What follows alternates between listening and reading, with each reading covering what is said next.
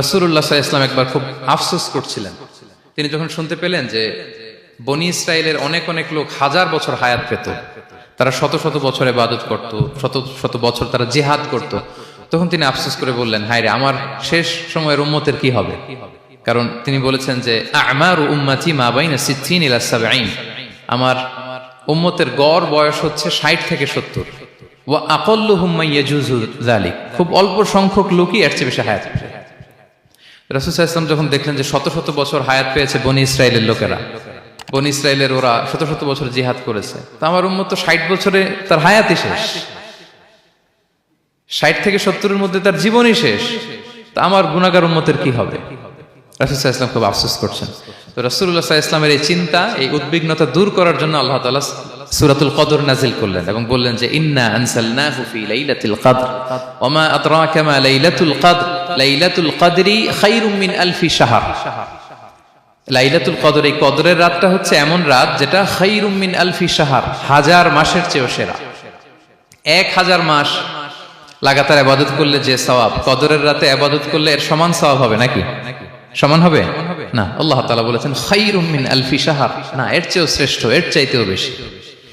হাজার মাসে, অর্থাৎ 1000 মাসে হয় 83 বছর 4 মাস। তো কদরের রাতে যদি আমরা ইবাদত করি তাহলে 83 বছর 4 মাস ইবাদত করলে যে সওয়াব, সে সওয়াব আল্লাহ তাআলা আমাদের আমলনামায় নসিব করবেন। তো আমরা যেন এই কদরের রহমত বরকত থেকে যেন আমরা বঞ্চিত না হই। তো রাসূল সাল্লাল্লাহু আলাইহি ওয়াসাল্লামকে সান্ত্বনা দেওয়ার জন্য যে হে নবী, আপনি চিন্তিত হবেন না, বনি ইসরাইলের অনেক লোক হাজার বছর হায়াত পেয়েছে, শত শত বছর ইবাদত করেছে, জিহাদ করেছে, তারা হায়াত পেয়েছে বেশি কিন্তু তারা কদর পায়নি। আর আপনার উম্মতকে আমি হায়াত দিয়েছি কম কিন্তু তাদেরকে কদর দিয়েছি। সুবহানাল্লাহ বিহামদি, লাইলাতুল কদর দিয়েছি, যে কদরের রাত হাজার মাসের চেয়েও সেরা। তো এই কদরের রাতকে আবার লাইলাতুল মুবারাকাও বলা হয়েছে।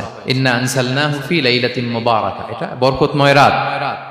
ফিহা ইউফরাকু কুল্লু আমরিন হাকিম, সব বিজ্ঞচিত প্রাজ্ঞচিত বিষয়ের ফয়সালা হয়।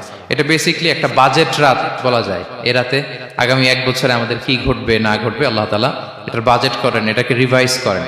সো এই রাতটা অনেক গুরুত্বপূর্ণ। তো এই কদরের রাত, এটা কবে?